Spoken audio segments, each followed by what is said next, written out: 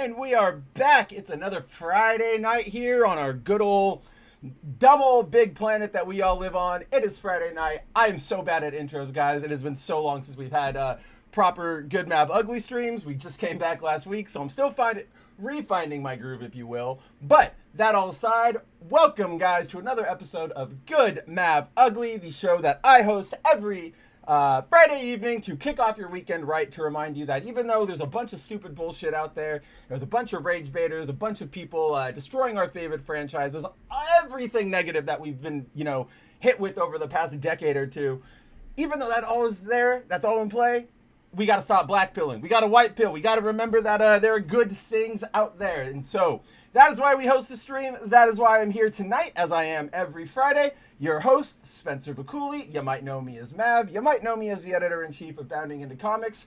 But for now, for the next 2.5 hours or so, you'll know me as your new host. But, yes, Zero. Hey, what's going on, Zero? Zero says, oh, look, a new interface. Yes, we busted this out last week. Where's the chat? There it is. Got to bring that chat back. Oh, got to rearrange some things.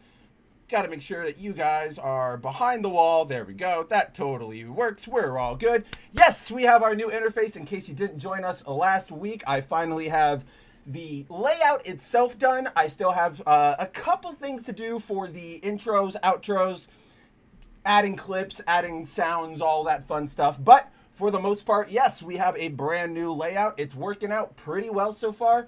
If you guys were here last week, you'll remember that it was sort of a test run, but I jumped on a little earlier today, tested some things out, locked some things in. We should be okay. There shouldn't be any big blow up of the layout this week, but we'll see. You know me, you know Boomer Mav, something always happens whenever I stream, whether it's here, whether it's with Bounding, whether it's with Foil Variant. But either way, I'm happy to see you guys. It has been, well, honestly, it's been kind of a slow week. Like, let's be, if we're being completely honest, we've had, news has happened, things are happening, but nothing insanely major, right? Like no big controversies per se, no big, attack campaigns on social. The usual infighting always exists. It's always out there, but I haven't seen anything too grandiose. So honestly, this will be a stream where there are things to talk about. It'll be a popcorn stream, a potpourri stream. That's what I'm looking for.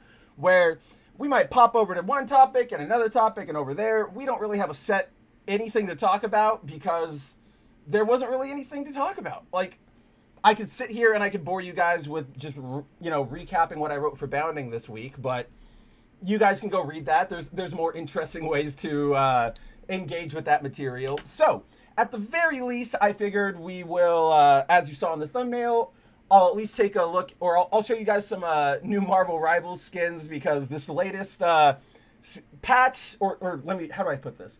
This latest season, this latest skin pack that they dropped is absolutely just like, it's insane work, like insanely horny work, and I, as a pervert, I gotta respect it, right? So we'll take a look at that. That's really all that I've got. I mean, yeah, like if you caught Foil Variant last night, you'll know that this week's comics were not that exciting. They were fine, except for Ultimate Incursion, which is quite possibly the worst book I have read in a long time. Like, it's actually like insultingly bad. I thought today that, Zero knows this, because before the stream I messaged him and I was like, what is there to even talk about today, my guy? And he gave me some topics and I was still like, okay, these are some things that maybe, we'll hit on. I don't really know, yada, yada, yada. And then I was like, oh, maybe we'll, going to create the thumbnail, I was like, oh, maybe we'll talk the Batman Deadpool covers that just came out, because a bunch of them came out yesterday and they make for good baity images, right? At the end of the day, I still got to play the game if we want more people to, be happier, to find this show, and to realize that life is not all doom and gloom and bullshit. So I was like, maybe we'll do that. But then Andrew and I covered that last night. Like, we already went through them. There's nothing more to cover there. So I'm going to be throwing this out to you guys, or allowing my ADHD to run wild, whichever serves our purposes better. And we will get to the end of the night. We'll see where the night takes us. Let's have some fun, everyone. But before we get into any of that, let's say hello to all of you who are here already. We have, obviously, we have Punk. He is here. First one here. How is it going, my friend? We also have, as I highlighted, we've got Zero Dozer. Zero says, my week was spent with my Switch 2 between DK Bonanza and Mario Kart World. I'm glad you're enjoying it. I have caught a couple of your streams over the week for Bonanza. It looks really fun. Here's the thing. Like, I'm happy that you're enjoying your Switch 2, and I really am. And I'm really glad everybody is. There's still nothing yet that's really, like, gripping me to go, like, you need to get a Switch 2. I've talked about it a million times. Not a big Mario Kart guy. Bonanza is probably the thing that would, like, make me... or, let me rephrase that. It's the closest thing to, like, a killer app I could see right now. But it's still not enough for me to, like, drop $500 and $60 and yada, yada, yada, all of that stuff to upgrade right now.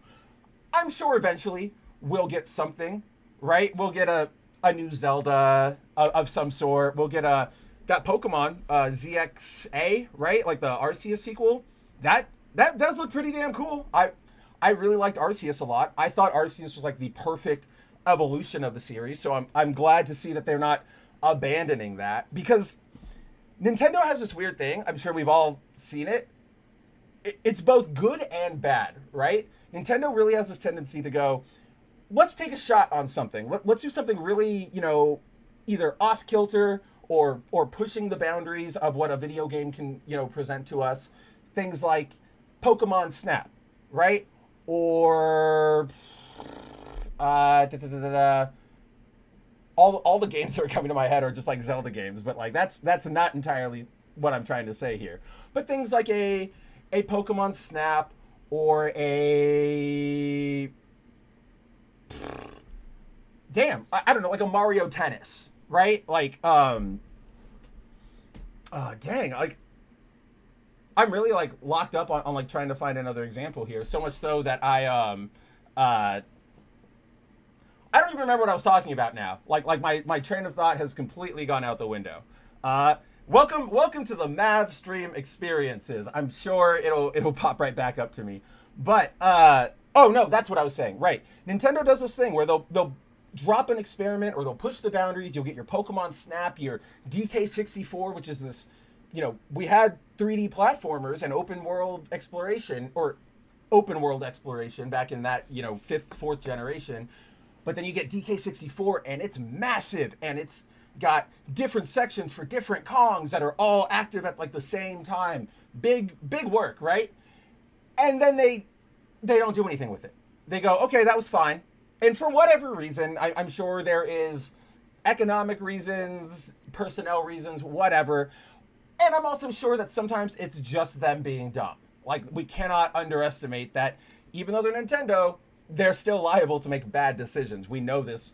We've seen them do it over the years. So, I am glad that they're finally going back to like a Donkey Kong that is like open world and you can smash things and that kind of style. If you put him in space, I might have had more of an inclination to go hang out with him. You know what I mean? Also, I will say though, I know it is just so Bonanza is made by the same team that did Super Mario Odyssey. And yes, so you can see a lot of that same DNA, especially so in the transformations that DK can go through, right? Which are essentially just the Cappy transformations. And it's one of those situations where I go, yes, I know that that's just like the Cappy transformation, but I'm still going to roll with it. But I'm super stoked you are enjoying it.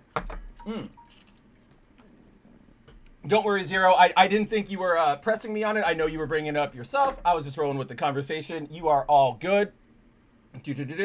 Yeah, Zero says, right now I'm waiting for Kirby Air Riders and the Forgotten Land DLC. The Forgotten Land's for the last Kirby game. It's not for Air Ride. I forget what it was. But that to me, Zero, is what I would consider right now my killer app for a Switch 2 is Kirby Air Ride, or Air Riders, because I loved Kirby Air Ride. That's another one of those examples of what I was talking about, right? Like Nintendo does something cool and then just doesn't do anything with the concept ever again. I really liked Air Raiders or Air Riders, and I thought it was a unique take on racing. Or let me rephrase that. Its racing system was a little basic. I get that. It was, Kirby's, and you don't really have like an expansive cast of characters to pick from or specialized like vehicles. You have motorcycles and you've got the stars and whatever. So the racing itself was it left something to be desired. But the battle like multiplayer mode, where it was basically a giant arena map, it was basically like a battle royale on carts or on boards rather, right? Like air surfboards. It was so much fun. And but they only put like 3 maps in the game, and then they never did anything with that ever again. So I'm really hoping Sakurai delivers. I know he will, because he's Sakurai. What I mean is, I hope Nintendo gives him the proper budget to let him do whatever the hell he wants, to hang out, to just put in whatever crazy mechanics you want into Air Riders, right? Forgotten Land. Yes, that's what it was, Zero. Kirby and the Forgotten Land. I don't know why. Kirby games are one of those series that is very hard for me to remember what each entry is named. And I couldn't tell you why. It probably has something to do with the fact that a lot of titles will touch upon titles that they've done before, like Superstar or whatever. So then I just go, I don't even know what I'm looking at anymore. I will just say, go play Kirby 64, because you can combine your powers in that one. Another thing that Nintendo nailed and then abandoned was Kirby, can do 2 powers and fuse them into one and get something cool, different. You can get a double lightsaber in that game. And it was, let me tell you, as a kid who grew up in the 90s, in that era, learning that you could get a double lightsaber in Kirby, that was one of the first times you could actually play a video game with a double lightsaber. An official double lightsaber, a lightsaber-esque weapon, right? It was pretty fantastic. So I do love Kirby. I love Kirby. I really hope Air Raiders is good. Air Riders, whatever the hell they want to call it these days. And I am glad you are enjoying it, my man. Let's see. Hey, what's going on? Timon is in the house. How are you doing, my friend? Can't be a Friday night stream without Timon at least popping in and saying hi. Guys, I'm sure you have noticed, and I'm only saying this because it's bugging me, but right here, what this is, I cut myself shaving. And a bad nick, the nick you would get when you're 14 and learning to shave.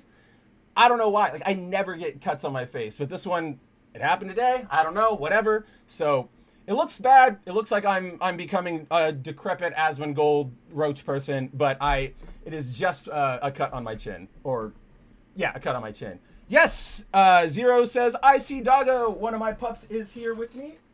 This is come here, bud. Where are you? Coming through the camera. Whoa! Don't jump. See, Hercules. Hi. What's up, bud? Do you want to go? Is that what you want? Go. You want to go? Go. Come on, buddy.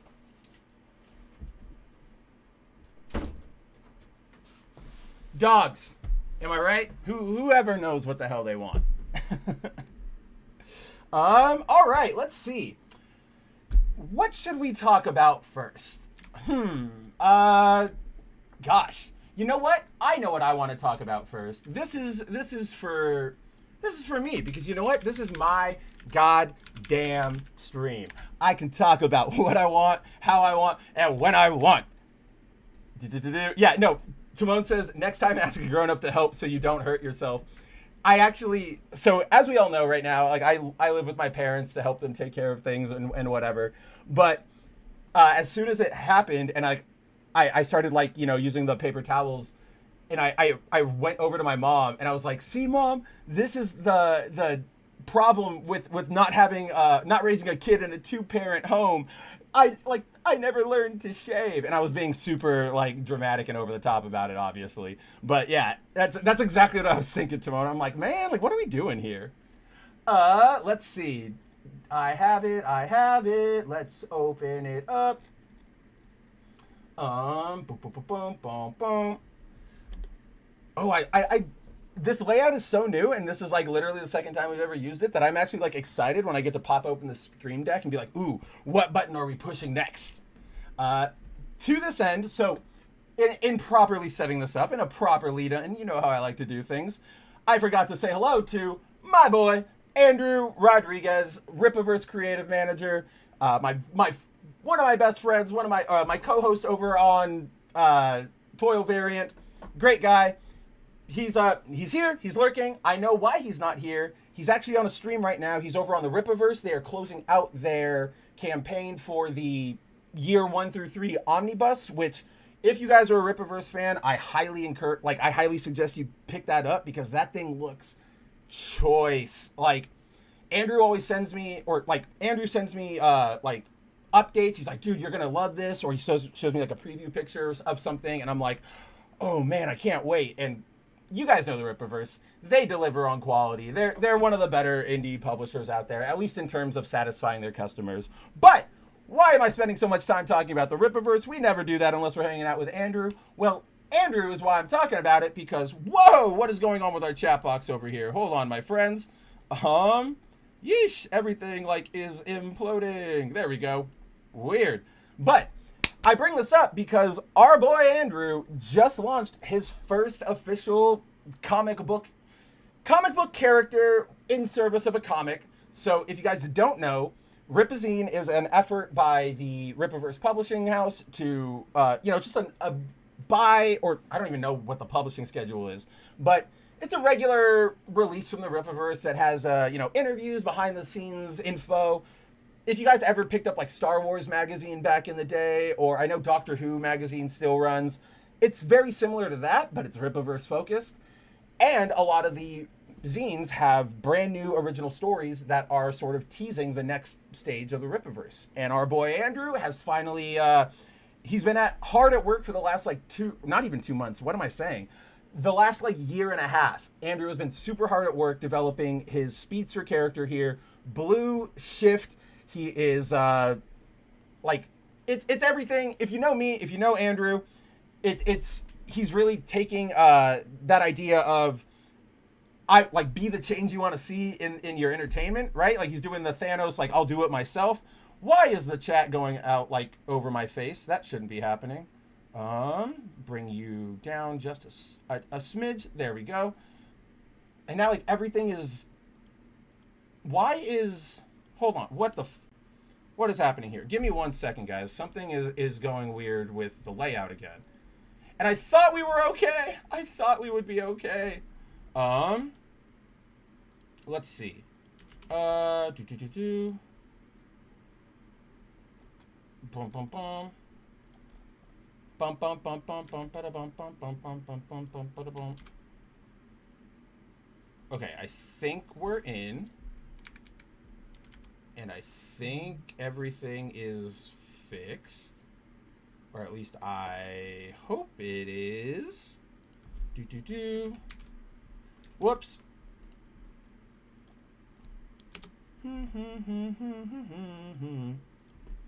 Okay, let's see. I'm going to jump over to right here real quick.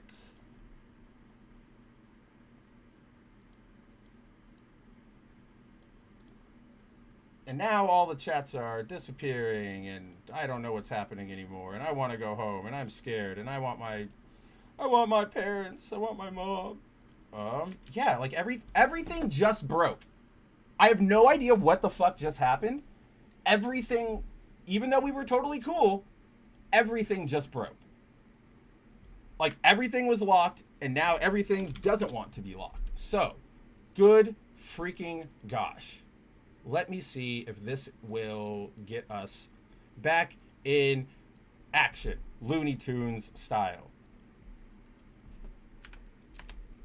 Ugh.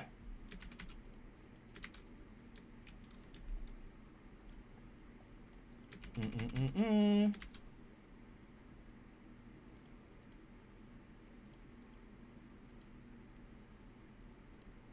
I know, guys. I know this is super lame and boring, but I figure. I think we talked about this last week. Like, I'm sure you guys would rather, uh, like, I take care of this and give us a normal looking layout to hang out in, not one that will just be dumb. I don't even know what I'm saying at this point because I'm just like kind of frustrated that all of this broke again because we shouldn't have broken. We should all be a-okay. Okay, so I am going to try this.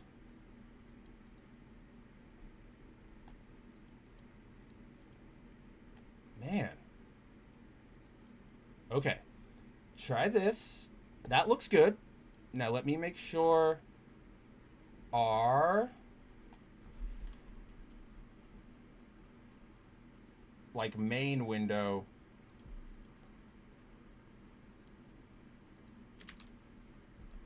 Dang, this is so annoying, guys. I'm so sorry.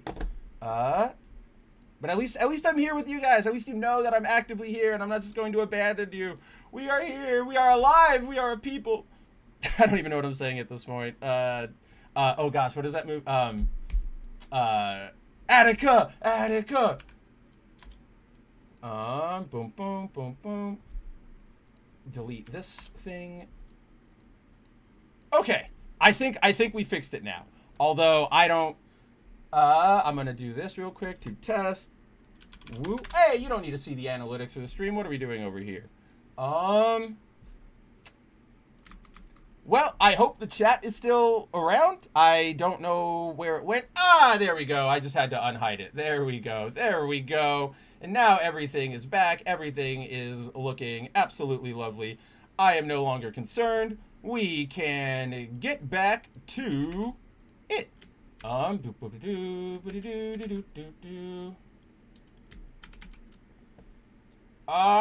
Cheer, boy. I am a white kid from 2001. All right. Yeah, exactly, Timon. We're doing it live. I'm giving you a behind the scenes look. This is exclusive to Good Mab Ugly viewers. I'm giving you a look behind the curtain at how all of your favorite content is boomered up. But yes, okay, cool. I think that's all taken care of. I think we're gonna look fine now. I mean, if you're here, if you're watching the show, you already look great. If you're a gentleman, I know you're handsome. If you're a woman, I know you're beautiful. If you're a woman, I know you're handsome. If you're a guy, I know you're beautiful. Whatever. If you're here, if you're hanging out, you're top tier. You're an elite, right? But yeah, guys, Andrew's been super hard at work at his speedster character. Go check out RippaZine number 5. It is only $8 for the base issue, $20 if you want the foil variant, the collector's foil variant. I'm not going to get too much into what the book is itself because Andrew and I actually opened up foil variant last night with a huge discussion about Blue Shift, about what his plans are, his process, all that fun stuff. So instead of relitigating all that, I'll just say go check out our episode from last night if you're at all interested in that. Otherwise, check out the RippaVerse or the RippaZine because Andrew, like I said, near and dear to my heart, somebody I know knows comic books and is out there to deliver a good comic book and not a, oh, I wish I was making the movies, so here's a really crappy script that's all fart huffy or what, right? Yeah, like, he's not a Tom King. He's not a Tom Taylor. He is Andrew. He's our boy. Go support him. And yeah, we love you out there, Andrew. And good luck. Like, look at how, if anybody follows him or the RippaVerse on social media, you'll know they have been doing, like, this thing has been resonating. And I couldn't be more stoked for him. So check that out. And yeah, that is one thing I wanted to make sure I brought to everybody's attention. I'll probably bring it up later on when we're closing out the show. I'm actually going to grab the link right now and I'm going to come and drop it in the chat. So if anybody wants to take a look at it right now, you can do it now. I will again do it as we bring the show or as we get closer to the end of the show. But until then, we are just going to drop that link. All right, it went through. Look at that. It's all beautiful. Look at that. RippaVerse.com/collection/Rippazine number 5. I don't know why I highlighted my own comment. It's not like you can click the screen. But yes, we've got that. Go check it out. It's going to be great. I can't wait to get my hands on a copy of it and any other further misadventures that Blue Shift may get into. We have Punk saying the Black Cat comic that's coming out next week is being done by G. Willow Wilson and Glenn Melnikova. I'm not that familiar with them. Let me go get the some of these covers, right? And we'll talk about Black Cat number 1. Why not? We got nothing else to talk about, my guys. We got nothing else going on over here. Boop-a-da-boo. Is it this? Yeah, here we go. All right. So, as oh, what? I'm not in the proper window, or nope, I am not. So, let's get back over to our web. All right. So, what Punk is talking about here is this upcoming Wednesday, we have the debut of a new Black Cat series following Felicia Hardy, yada, yada, yada. I'm not personally the biggest Black Cat fan, and I honestly kind of think that she's gotten like a big push over the last couple years, like last 5 years, to be a like solo character, and I don't know. She's never, how do I put this? I really like Black Cat as a character, and I like her dynamic with Spider-Man when they are in their dynamic. There has been a struggle in the years after that to really define who she is, right? If you guys remember I believe it was Wells Run, or it was Slott. It was one of those two. But they, had Black Cat become like the crime boss of all of New York. Then there was a point where she tried to make like a pure superhero turn, and then they turned her back into like an anti-hero thief thing, and now they're back in this weird spot where she's hitting on Peter again, and he's sort of reciprocating, and they're like friends with benefit. It's very messy, but it all of that is to say, even though they're making this push for her lately, they still just haven't nailed what to do with her. And to be fair, to Marvel's just to be fair, it's really hard to do something with a character who's so defined by their relationship with another character. Not that it can't be done. We've seen it a zillion and 4 times where a character who was maybe in like a sidekick or in the background gets a solo book and everybody loves them, or what have you, right? Your Robins, your Teen Titans, your Cyborg, your Firestorm, your characters like that. But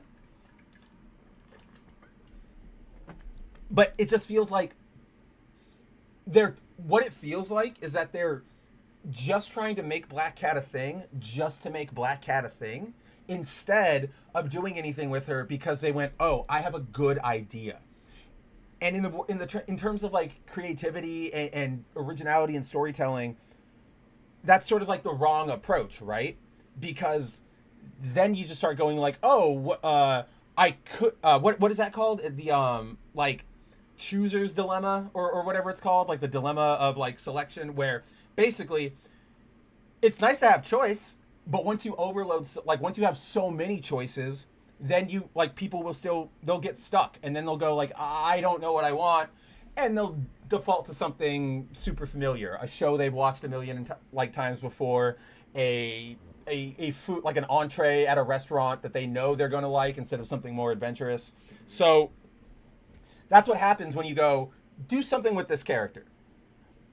That's hard because you go, okay, well, if I don't really have anything, now you're just you're making me pull at hair and pull teeth. Again, there are exceptions. Things like that can work, but in general, it's really hard.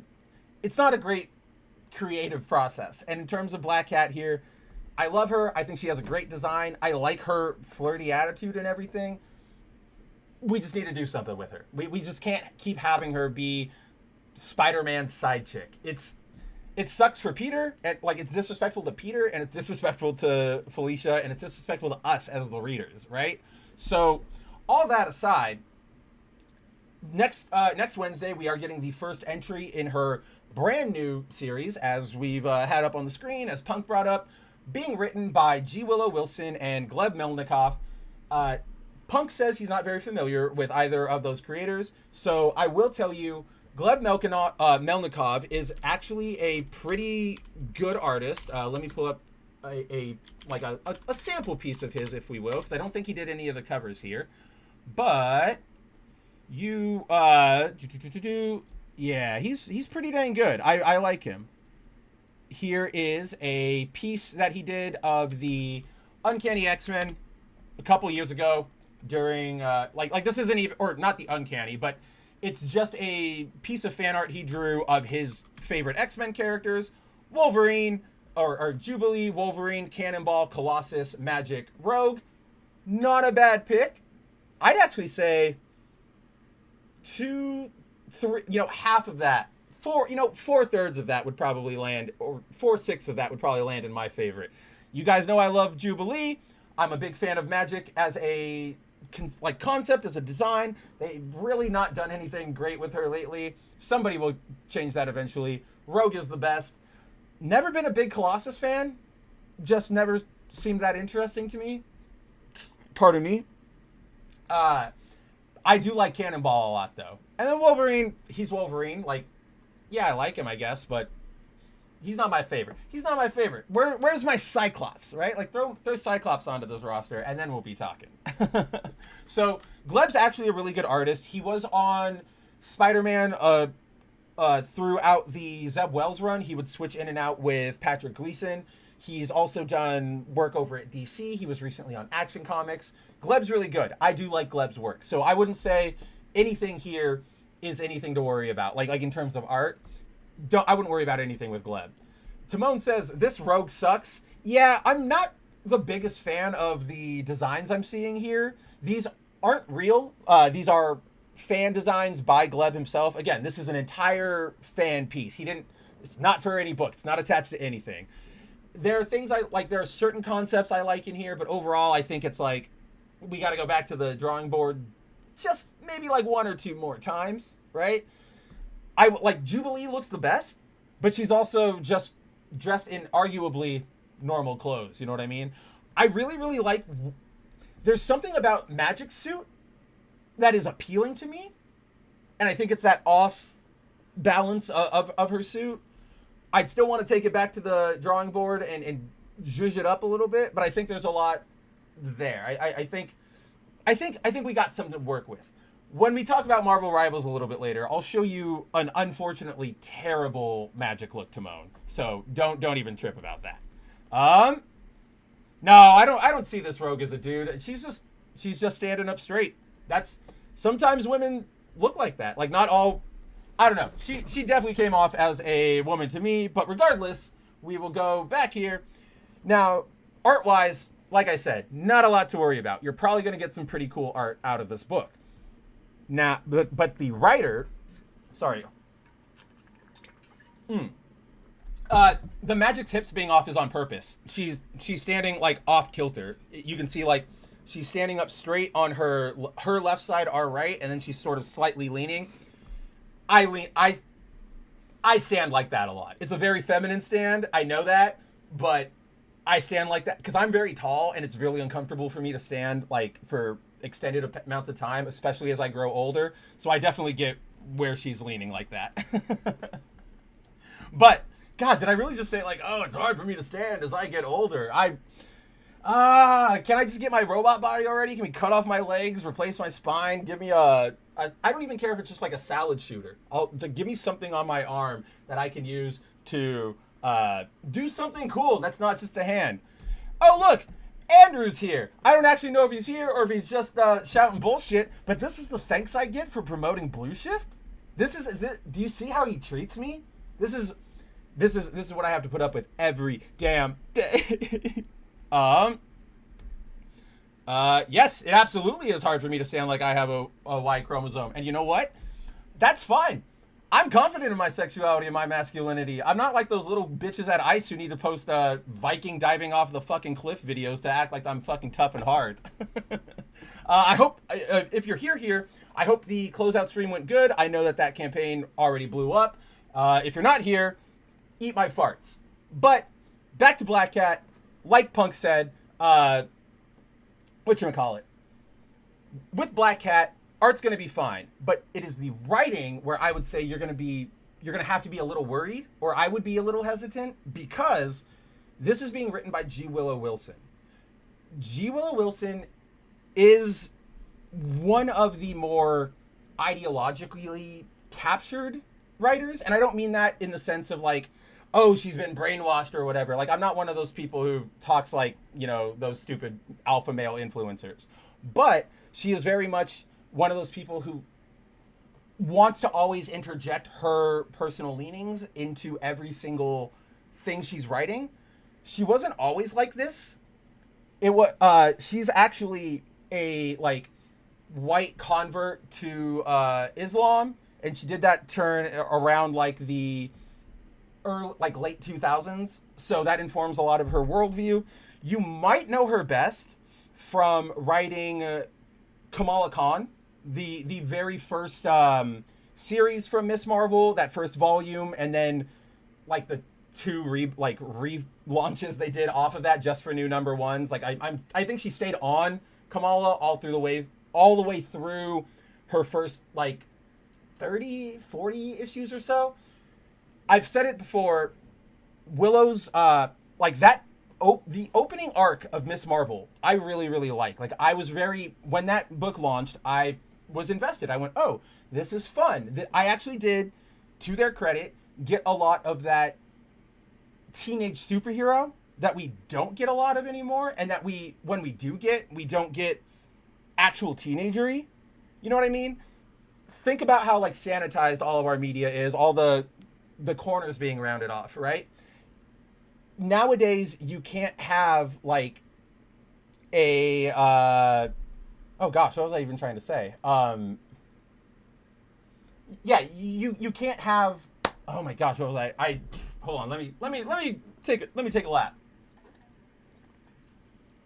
It's getting fucking hot in my room. Hold on, let me turn on the fan. I just realized it is not on.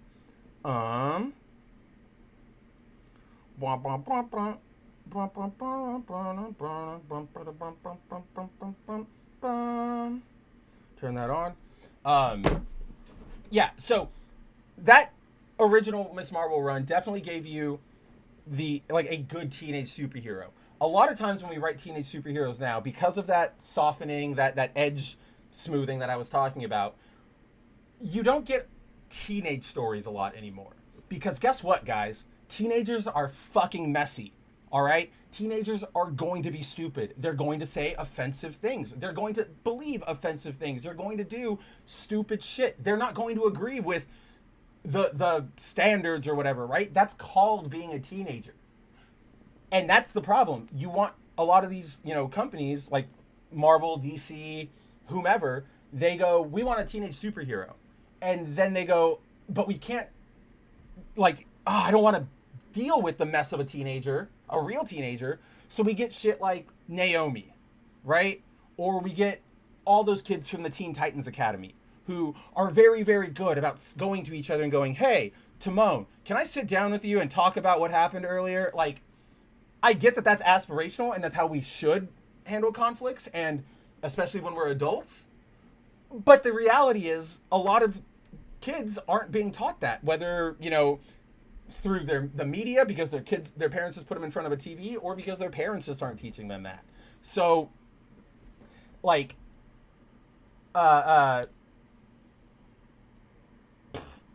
because of that, you pick up one of these books and you go, this feels lame. Like, it feels like a PSA almost, right? And she didn't feel like that. She did feel messy. She did feel, she was stumbling over her struggles were real, trying to keep her identity a secret, looking up to Captain or Miss Marvel at the time and like her leotard suit and stuff. It was good. That Willow was good originally on it. After that, she started going way too hard into the, like, using Kamala as a political icon, and it went from, you know, a good, like, general story about a teenage superhero to, we got to go fight people at the polls, like we got to go vote. And it's like, yes we do, but what are you doing? I saw a quote the other day that was like, damn it, what was it? I can't even remember anymore, because I saw this quote from, or this note from Timon here, this comment from Timon, that's what I'm looking for, where he said, most people don't like teen stories. Even as a kid, teens sucked. Well, I would actually, here's the problem. I think all my heroes, Super or Toku, were adults. Well, yeah, they were older, but even, like, Takeshi Hongo in Kamen Rider, like the first Kamen Rider, he's only like 19. He's not that old. So I would actually say here that most people do want teen stories, but it is that they don't remember what a teen's... Okay, there's two camps here, right? Some people go, we want more teenage superheroes because, you know, we want that to be aspirational. We want to give, you know, we want to show what it's like to be a teenager and give, you know, just a character that kids can look up to or can identify with, right? Not even on the basis of, like, creed or race or whatever, but just situationally, right? Dealing with girls, dealing with, you know, school, dealing with feeling lost, feeling like our government has abandoned you, all that stuff. I think they're people, like, they want that, but they don't, there's one camp where they don't, like I said, they don't want to acknowledge what teenagers are really like. And then there's the other end that, like, they want their teen stories to be very specific wish fulfillment for them. Remember that, like, when you see people going, oh, this sucked, oh, this was bad. And I'm not saying like you, but there is a certain subset of critics that go, oh, that's lame because I would have done, I want blah, blah, blah, blah, blah. And it's like, what do you want? Like, what are we supposed to do here? So, you know, because, like, look at Spider-Man. Spider-Man honestly is a teen story, and it's sort of relatable to all of us. It is a kid who, you know, wants to be himself, is himself, but gets bullied because of it. And has to sort of, you know, yes, he gets a spider bite, but then he also shows him being confident and growing up. He was aspirational because, you know, he married Mary Jane, and that gave something for all of us, like dorks to look up to. The problem is a lot of people forget. So the reason why Peter works so, actually, this is a great comparison, guys.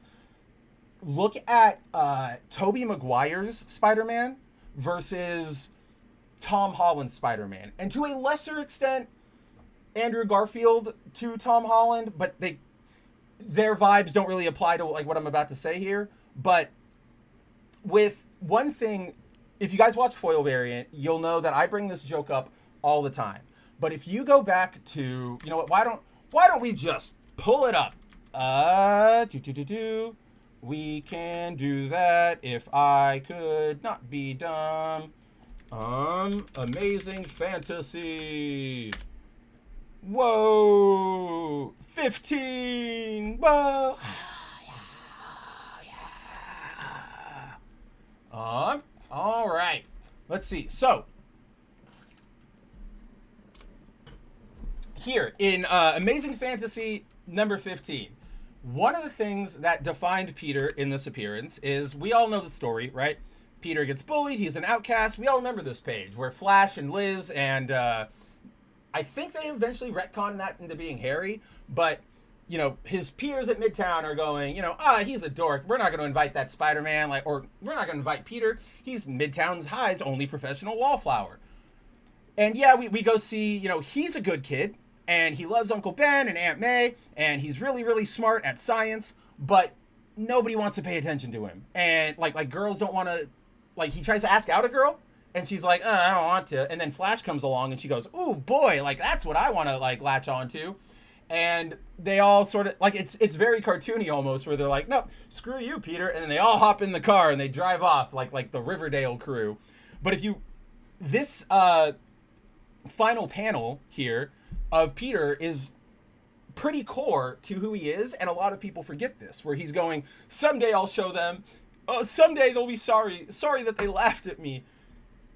I make a joke a lot that this is, in modern context, if we looked at this, a lot of us would understandably and probably for the better go, that sounds like a school shooter. We need to tell somebody, right? And that's something that so going back to Toby versus Tom, this is an element. This assholishness of Peter is something that gets really, really, really lost in what we do, because remember he gets his powers, like, whoa, that's crazy. Then he goes to do his wrestling thing. He puts on dons his costume, yada yada, goes on TV, and then remember here, right, like the thief runs off with the money from the show that night, and the police officer here goes, "What's with you, mister? All you had to do was trip him or hold him just for a minute." And Pete just goes, "Sorry, pal, that's your job. I'm through being pushed around by anyone. From now on, I just look out for number one. That means me." Like, this core piece of Peter, this spite drive, is integral to who he is. And like, that is something that makes, so when we go back to the movies, in Toby, you can see Toby is kind of that asshole, right? Like, he's really, really good when he does the, not my problem to the robber, when he is experiencing his powers at school, right? Like, when he dodges Flash's punch or whatever, and then he starts playing with him, and then he does the thing and catches all the food and saves Mary Jane. That's him being like, "Hey, look at this. Like, I'm finally getting what's mine. Like that's right. This is cool. Like, I can be the Spider-Man." And then, everything goes wrong and blah, blah, blah, blah, blah. If we go over to Tom, Tom's never had that bent of Peter's an asshole.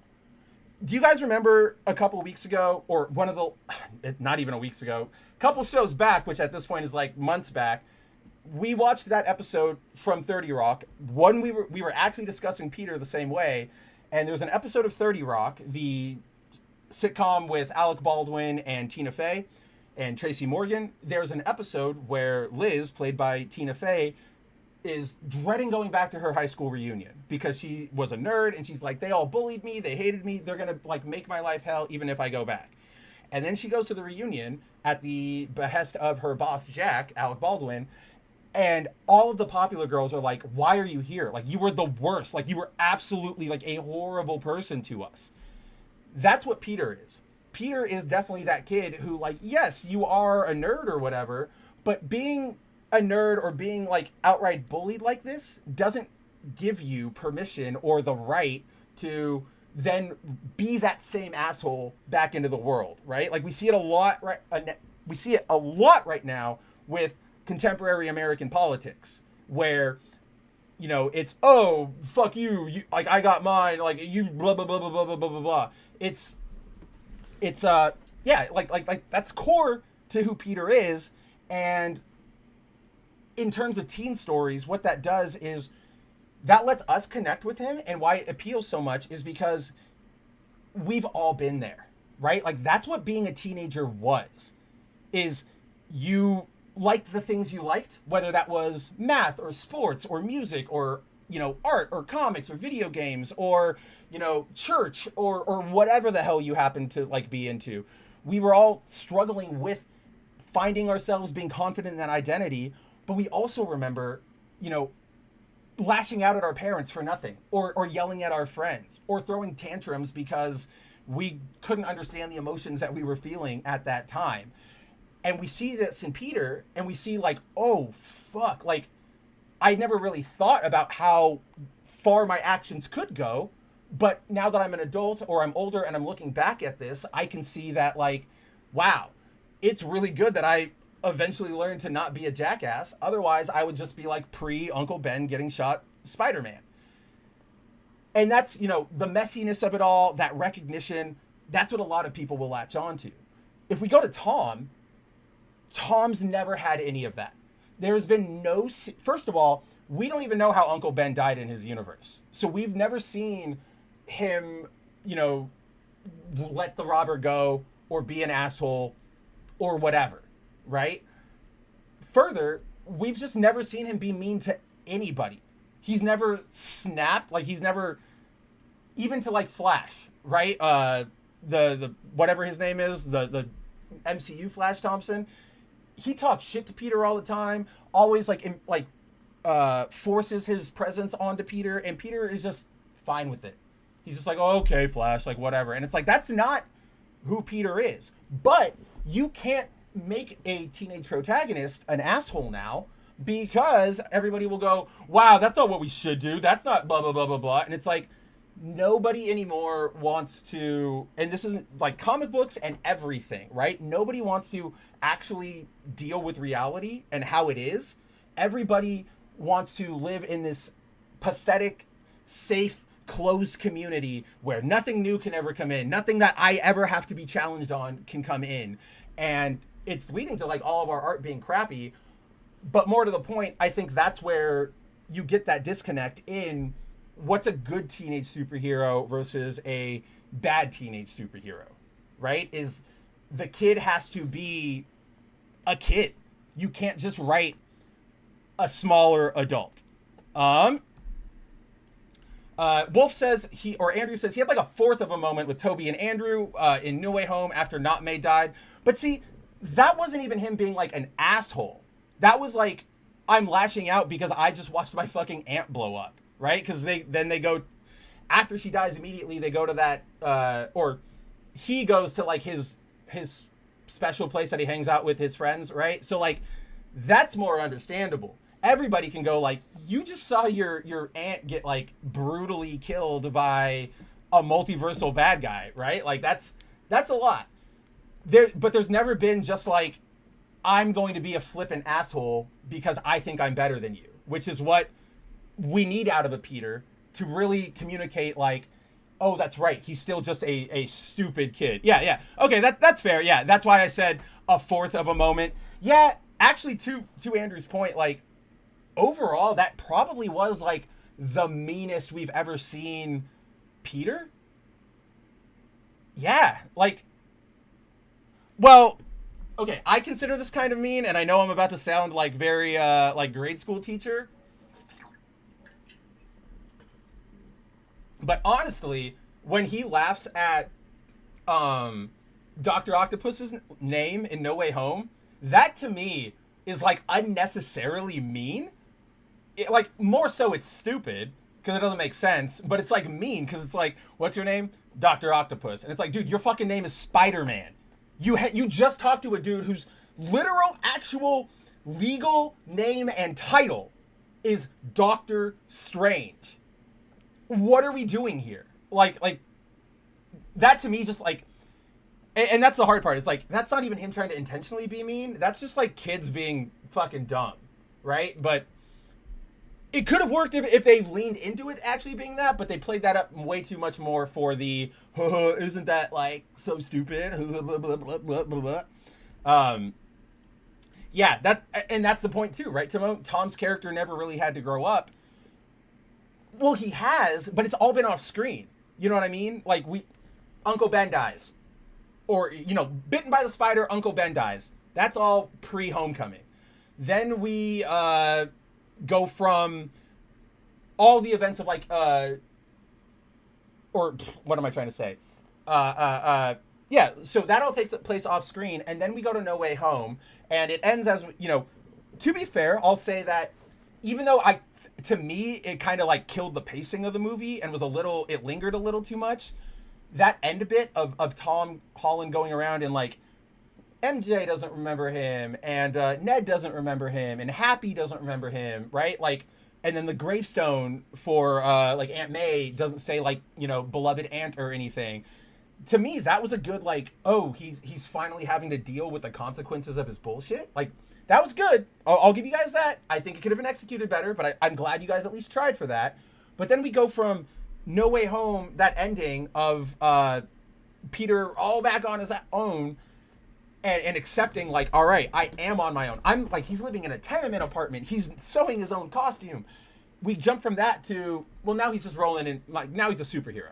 Now he's got like a nicer looking suit. Now he's teaming up with the Punisher. And it's like, what are we doing? Like you got to be willing to show characters being messy and not perfect. Otherwise, nobody's going to want to invest, because it just fundamentally makes us go like, well, this is boring. Then you have a Mary Sue or a Gary Stu, right? Like, you got to put them through that. Corey says, sorry I'm late, but I just need to say, gay. Hey, Spence. Hey, Corey, how's it going? That's my guy. I'm glad to see you, my man. I know that it's been I know you didn't show up. You didn't make it. I don't want to say show up. That sounds like so, accusatory. But I know you didn't make it last week. So it's been a while since I got to say hi to you to you live. So what's going on, Corey? Always a pleasure. Even more of a pleasure than seeing you kick Andrew's ass in Mario Kart World. Yep, Andrew goes, exactly. We never see him really act like that otherwise.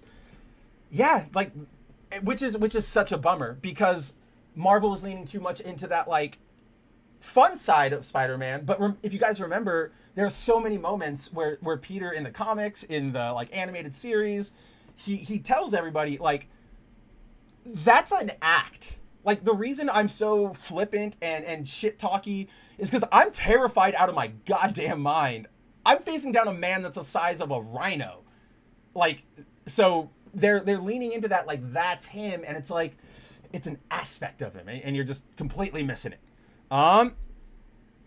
First of all, what's up, Josh? How's it going? First time he throws a punch too, though that was initially contractual. Which time was when he threw a punch? Oh, wait. Like, is that really the first time? No. That can't be the first time he throws a punch in the MCU, right? Or are you making a reference to, like, the Spider-Man animated series where they said, like, you cannot show Spider-Man punching because standards and practices. Oh, for sure. Yeah, Timon says, Toby's Peter got every Spidey growth beat nailed. Garfield got rushed through. I do think Garfield got rushed through, but, like, it wasn't bad per se. But yeah, I definitely think they needed to, like, go back to the drawing board on a few things. Like, I'm never gonna get over Uncle Ben dying over a fucking yoo-hoo. Like none of that. The emotion and the intent there to show Peter lashing out. Yeah, okay, I get it. You just made, like, the worst vehicle choice for that, right? And then, of course, I really liked in 2 when he has to keep dealing with, like, seeing the Willem Dafoe, Captain Stacy, like telling him to stay away from Gwen. I really liked that. I just think the problem here, Timon, goes, that's the last we see him, and then we see him in No Way Home, where he's, like, just Spider-Manning it up again, and he's fine. And to us, that is a big, like, whoa, where did all that growth go? Where's you accepting Gwen? Where is you moving, picking back up the suit? Like, where is all of that? The world building in Amazing Spider-Man got rushed, but not his character arc. That was on point and the superior version.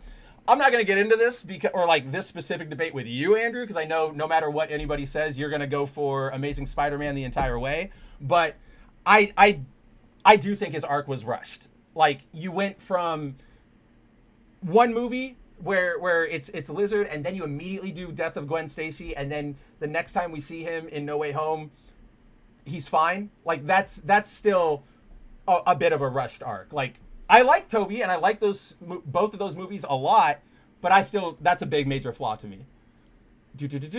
Josh says he technically punched and kicked Thanos in Infinity War, but that was not a Sony movie. No Way Home was the first time he actually punched someone. That is so wild. Why is that? I don't understand. Like I was referencing. So with Spider-Man the animated series back in the 90s, that was a big rule they had too, was Spider-Man could never punch. He could throw things, he could throw people, and he could kick you. And he could, like, he could swing into you. But he could never punch. And I'm just like, what is the point of that? Like, I don't know. It's one of those weird things that I will just get in a loop about Americans being super, like, crybaby sensitive over a lot of subjects, right? Like, oh no, you can have, Dr. Octopus smacking people around with his arms, but do not show Spider-Man punching somebody because kids are going to emulate that and hurt each other. Okay, well, at the same fucking time, on that same Fox network, you've got Power Rangers airing where they are punching putties, where they are punching, like, other villains. So that's really weird. I actually never pieced that together, Josh. But now that I'm, like, thinking through all the fights, like, Civil War, he's webbing everybody. He's... Yeah, like when he fights Falcon and Winter Soldier, he grabs Bucky's punch, but then he is just, like, webbing them the rest of the time. Then we get to Infinity War, and it's a lot of, like, catching and, like, stopping things. I actually don't even recall him punching Thanos. I think he might have done it once. That's a wild fun fact for me to have learned. Thank you for educating me, Josh. Hold on, I just gotta turn off my flux. It's like turning the screen all yellow, and it's making it hard for me to see what we're talking about. First of all, I need to make an apology.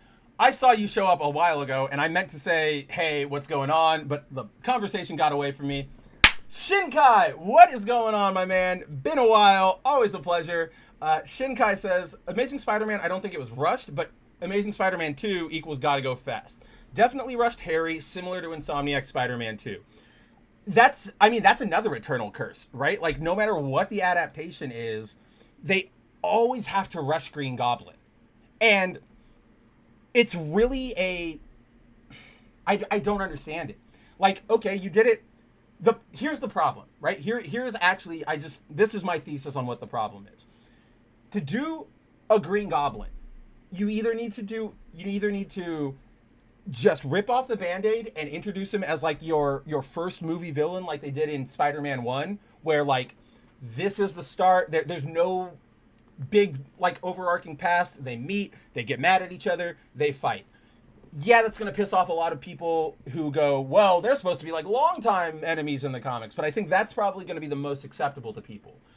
The other way you do that is you have to make him a Thanos-level villain. And I genuinely mean this. Maybe not in the sense of Norman needs to go destroy planets or go get the Infinity Gauntlets, but you need to, if you don't just do the quick, like, here he is, villain Norman, you have to really, really let your audience sit with him. And I mean, like, and here's the thing. It's a significant investment. And I mean, because I'm not talking, like, one movie or two. Like, ideally, you either do a full trilogy where that's brewing in the background, or you do, he shows up in this movie, and then he shows up in fucking, I don't know, just Morbius, and then he shows up in Craven, things like that, right? Like, you need to...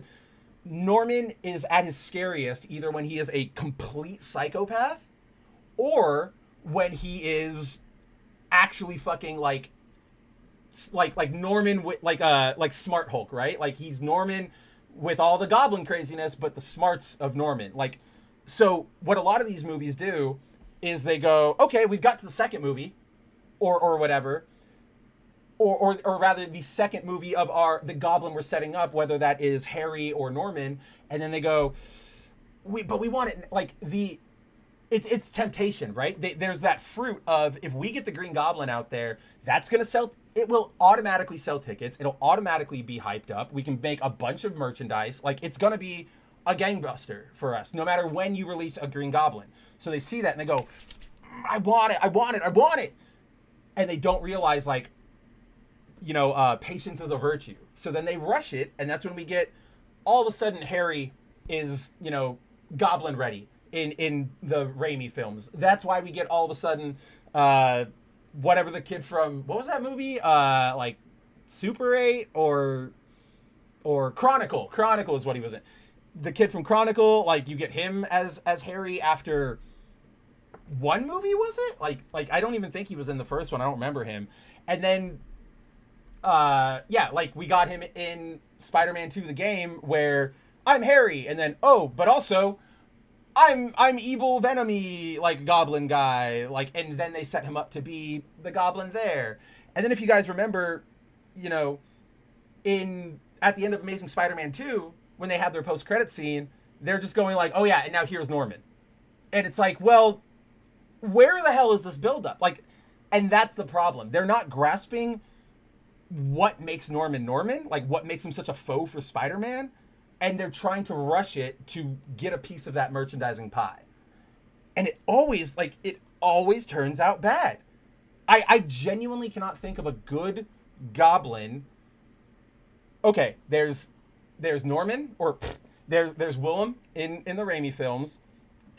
There is the Norman in the Spectacular Spider-Man cartoon.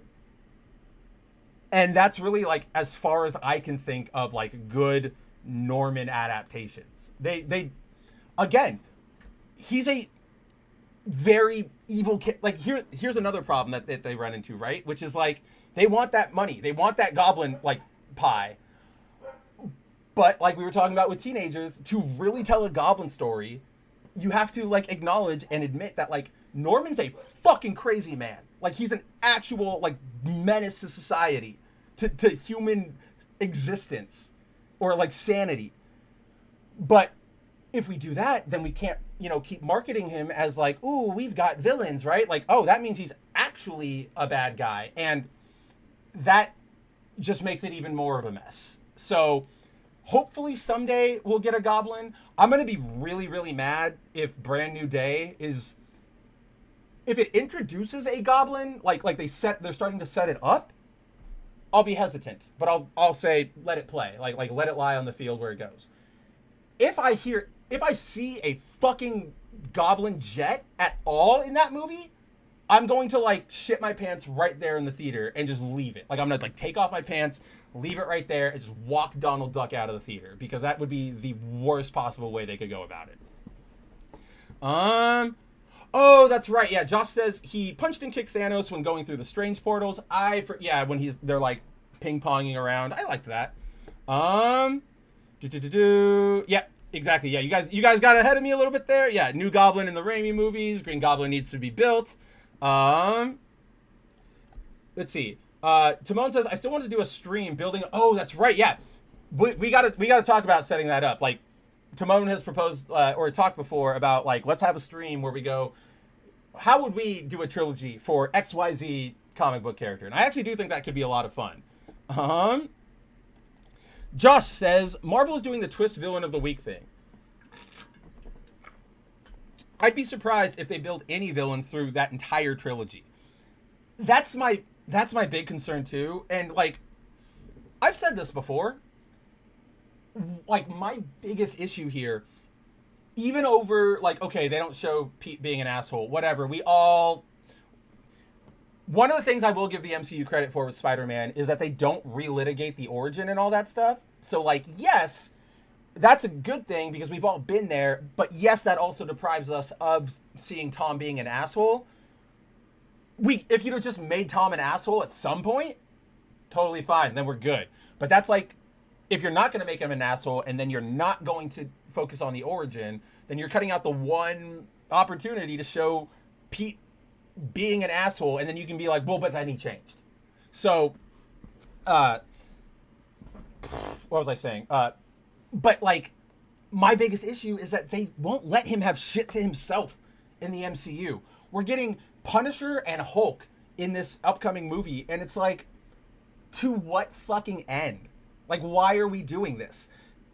Punisher, I could understand maybe. There's actually a really, really good plot by, I believe it's Hickman and Marco Cicchetto on the pre-Chip Zdarsky Daredevil run. It's called the Omega Drive. And Daredevil, Punisher, and Spider-Man team up to basically, Frank comes in possession of a Fantastic Four like data disk that was stolen that has every superhero's available like identities, and so they're trying to keep it out of everybody's hands. It's a really good storyline, but if you're not bringing in Daredevil, then what are we doing? Then okay, so then I think, what storylines have Hulk and Punisher really been in? Not a lot, even less so if Spidey's involved. So like, what am I trying to say here? To your point, Josh, about how they won't like build any villains or introduce any villains, that to me, I like they won't, and I'm on your side, and it's really because like these honestly, the Spider-Man movies are kind of like, remember Marvel in the 90s when they were like, oh, we're launching a new series, or, oh, we need to, boost sales in this book, or we want a new character to really blow up with the fans. Who would they put in that book? Spider-Man or Wolverine? And so in the Marvel movies, that's kind of what they do. They go, oh, you liked Iron Man? Here's Iron Man. Oh, you liked Doctor Strange? Here's Doctor Strange. Oh, you liked Nick Fury? Here's Nick Fury. Oh, you liked Punisher and Hulk? Here's Punisher and Hulk. And it's just like, can he not have just something? Like, I want Peter on his own. That's what I was really hopeful for in this next movie, was that with the big reset, we'll go back to like Peter being on the sort of, not outs, because that implies like everybody's mad at him, but he's more of an outsider to the superhero community, right? I was really excited for that. And now I don't know what's going, like, it's whatever. But here's where I'm getting stuck, which is I don't know what their plan is here post Brand New Day. You know what I mean? Like, because by the roadmaps and stuff, it is like we'll get Infinity War or Doomsday, then we'll get Brand New Day, and then we'll get Secret Wars, and then there's an MCU reset. Like a genuine, that's what Kevin Feige has said, that they are going to introduce new castings for everything, like blah blah blah blah blah blah. So with that, are they still going to go for a trilogy, or is this just like a one thing and then maybe they reintroduce like a new Spider-Man? We know it's not going to be Miles. They've already come out and said it's not Miles, but like, do they recast him? Is it still going to... I don't know what they're doing there. And then separately, if they are doing a trilogy, I'm kind of the mind of like, sit back and see, because I honestly, help me out here, guys. Correct me if I am wrong. I can really only think of one series franchise thing that truly did one trilogy, like cohesive trilogy, and then actually made another cohesive trilogy. And that was Star Wars, right? Like, my point here being that oftentimes you get to like, oh, we've made a trilogy or whatever. And then once you start making more, it's ambitious, and you think, oh yeah, we're going to have all the momentum to ride to make, 6 or 5 and 6 Spider-Man, like Spider-Man 5 and 6. But then plans change, especially in the nature of current Marvel. So it's like, maybe they're avoiding, like, or let me rephrase that. To me, in my view, if I were to, chance a guess, they are just going to stick to villain of the week or whatever, because we aren't in a spot to build up anything. Because if they don't have a solid plan yet, then they're just, either they, for whatever reason, whether that's they just haven't gotten there yet, or there's changes coming, whatever, that just makes me go, you guys are playing far too fast and loose with this. I don't know about that. We saw what happened when you guys played fast and loose with Star Wars, right? And you went J.J. Abrams to Rian Johnson to J.J. Abrams. And even like all of like our complaints about the actual movies themselves, that production process just made everything a fucking mess, right? Like, Ryan didn't listen to anything that JJ was doing, or he like knew what JJ was doing and then just said, I'm gonna fucking go left. And then when they brought JJ back, they went, oh, we're gonna go left again, because they were just scrambling to follow algorithms and stuff. So it's caution. It's caution. I will always turn out for a Spider-Man movie. He's my guy. Like, what do you guys want from me? You know this. All I can hope for at this point in superhero franchises, guys, like, honestly, is just a solid movie going experience, like just a fun time, right? It's nice to, I remember being, what was it, like Iron Man 2008? So I remember being 18, 19, 20, 22, 24 when Infinity War and everything came out. Like, I remember the joy and the excitement of like, oh, this is going to connect. Like, I cannot wait to see like oh, we got Peter Quill. I can't wait to see him talk to Iron Man or Hulk or what possibilities could exist. But now we're in 2025 MCU and 2025 entertainment landscape, and I just go, you know what? It's cool if you guys want to have that plan, but I really just care about, like, is the one thing in front of me going to be super solid? And, like, honestly, guys, to the industry's credit, this year, outside of Brave New World, the Captain America 4, I've liked all the movies. So, like, I love Superman. Like, I actually truly love that movie. I really, really liked Thunderbolts. Like, if you guys remember, I was super jazzed about that movie. Because it put my boy Sentry finally on the silver screen, and he was great. But also, it's a good movie, and I get to stare at Florence Pugh for like hours, and that's really all this young man can ask for. And then I just caught Fantastic Four earlier this week, which you guys, I'm sure a couple of you have gone, wow, Mav, the guy who runs like a nerd news website, it took him that long to watch an MCU movie? Because I make the joke all the time that because of my job, I only get to watch bad things. I just had no interest. Or like, I just didn't have that pull. And it's weird because it's like, you've got Galactus, which is my fucking guy. Like, he's one of my, if not my favorite comic book villain. And you've got Invisible Woman and Johnny Storm and Reed, who are three of my favorite characters. Thing's fine. I actually talked about this with Andrew yesterday. Like, Thing's a cool character. And I like him on the team, and he, like, I would not remove him per se. He just doesn't do anything for me. Like, I'm just like a whatever. But yeah, like, I put off seeing Fantastic Four because I was like, it's an MCU thing. Who really cares? Like, especially with, Pedro Pascal and this leading into Avengers, like, it's just going to be whatever. And then, like, I saw reactions on the internet, and people were going like, it's good, but I wasn't seeing the same level of enthusiasm that we got for Superman. So I started going like, is it actually good, or is this like MCU good? To their credit, it's actually pretty good. I really did enjoy my time with it. So I don't even remember why we started going down this bent of like sequels and stuff. Yeah. So like Fantastic Four, fun. I don't give, like, to me, it's no longer like part of the meal that there's going to like announce. I don't know. I'm just, all the crossing over has ruined all of this stuff. And now I'm just like, is the thing you're going to put in front of me, like, that's all I really care about now.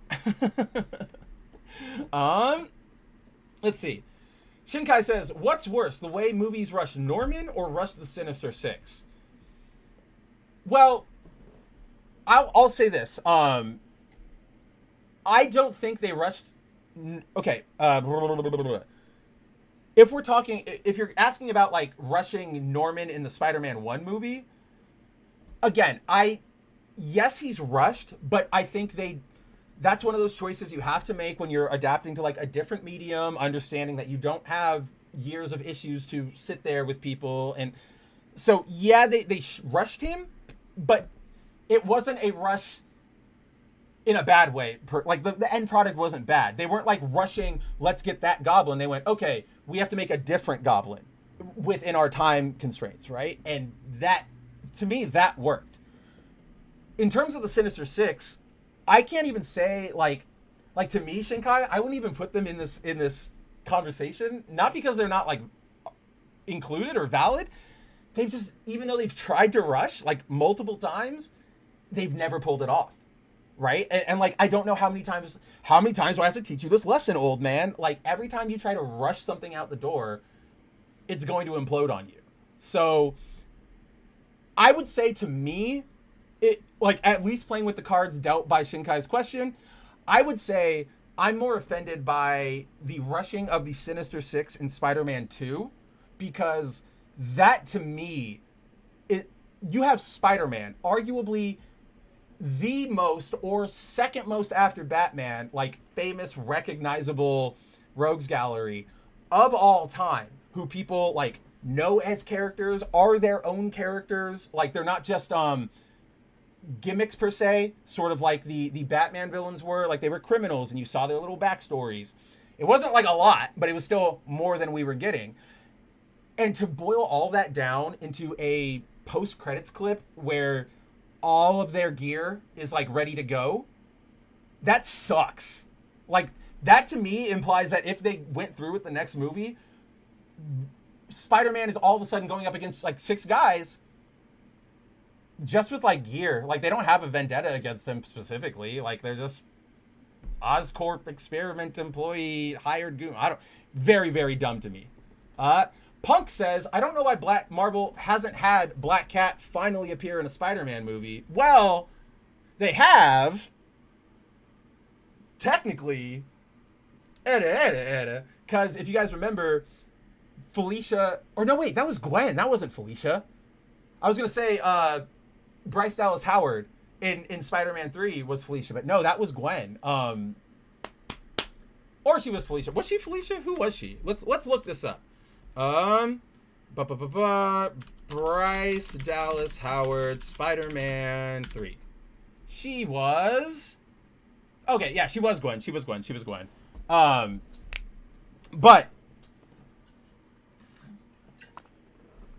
that's the thing, Punk, is Black Cat's... They want to rush all the big hits too fast, right? Your Green Goblin, your Venom, your Peter and MJ, because that's what like sells. You can't really do a Black Cat unless you're willing to, again, throw some spice into some challenge, some grime into the character's story. Because yeah, like, if you introduce MJ immediately and then you introduce like Black Cat, it's just going to feel weird and she's just going to feel like forced in there. I know that there are rumors that they're trying, and I know a lot of people want like Sydney Sweeney, which is okay, like, why not? I'll give her big props for her dedication to Madam Web. She's the only reason we got Julia's actual comic book suit in Madam Web. So I'll if that's at any way true, let me see what happens. But I can... It's just... They don't know what they want. They want to get to the big things, too fast and not take the time to set it up. It's very reminiscent of that joke I make a lot about, like, Zack Snyder's filmmaking, right? Which is... let's see. What objects do I have here to use? We'll use... All right, well, we'll just use, like, my water bottle and my phone. But it's like... Zack Snyder, to me, he goes, oh yeah, like, and then next, like, Superman punches Batman, and then Batman, you see, he's going to, like, twirl 360, but then he's going to fall this way, and they're going to hit, and they're going to smash, and it's like, oh, that is really, really cool, Zack. How do we get there? Oh, I don't know. They meet at a museum.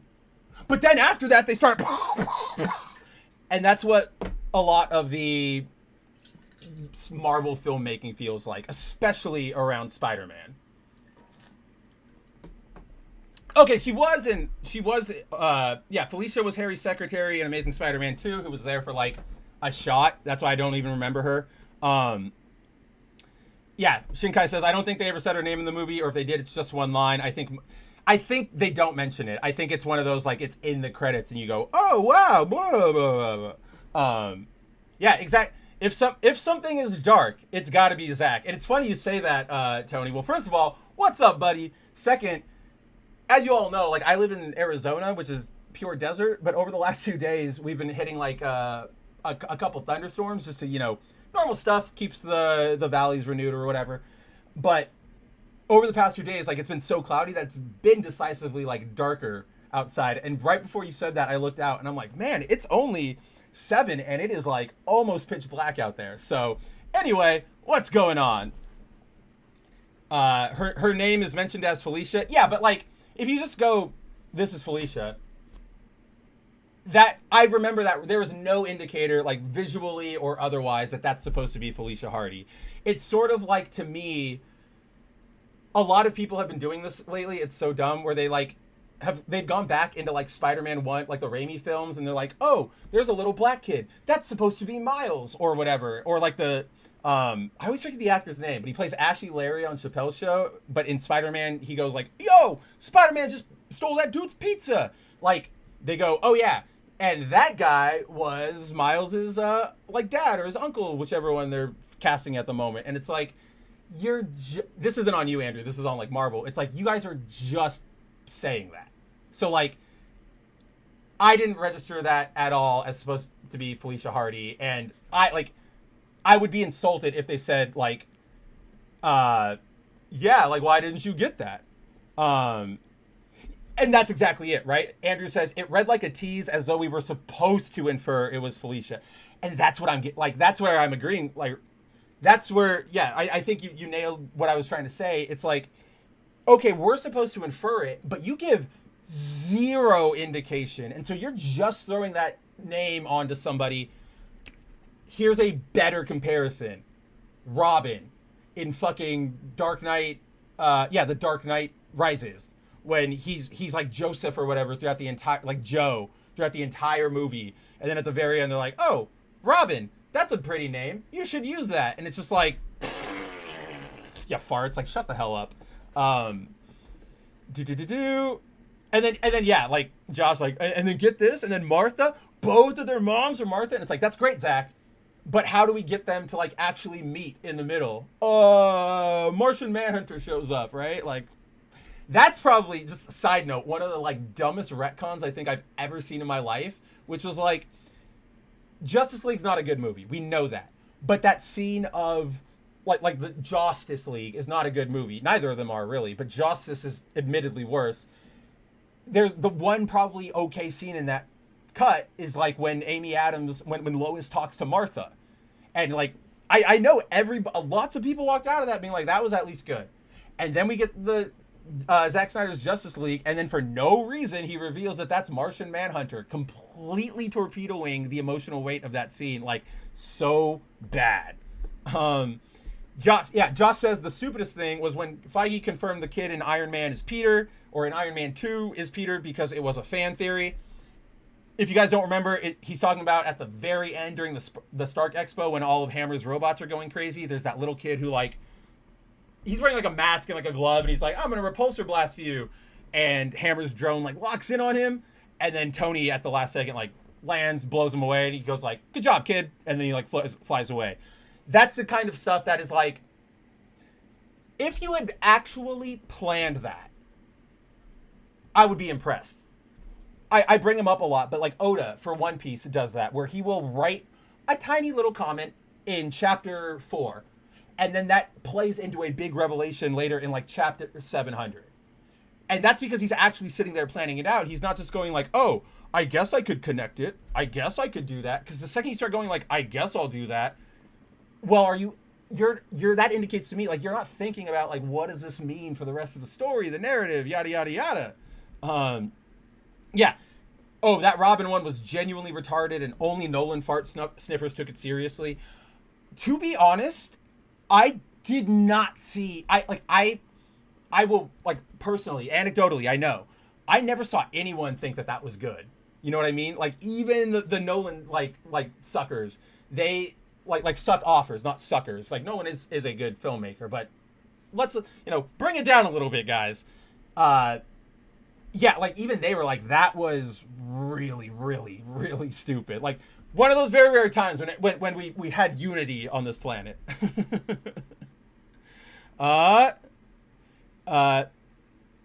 Batman the Dark Knight. Yeah, that's what I was talking about, Shinkai. Shinkai says Dark Knight Rises. Actually, his first name turned out to be Robin, making his full name Robin John Blake. Yeah, and it was just, and then RJB is really just BS. I mean, it was super, super dumb. Like, nah, man, we don't need to relitigate it. It was just the dumbest thing.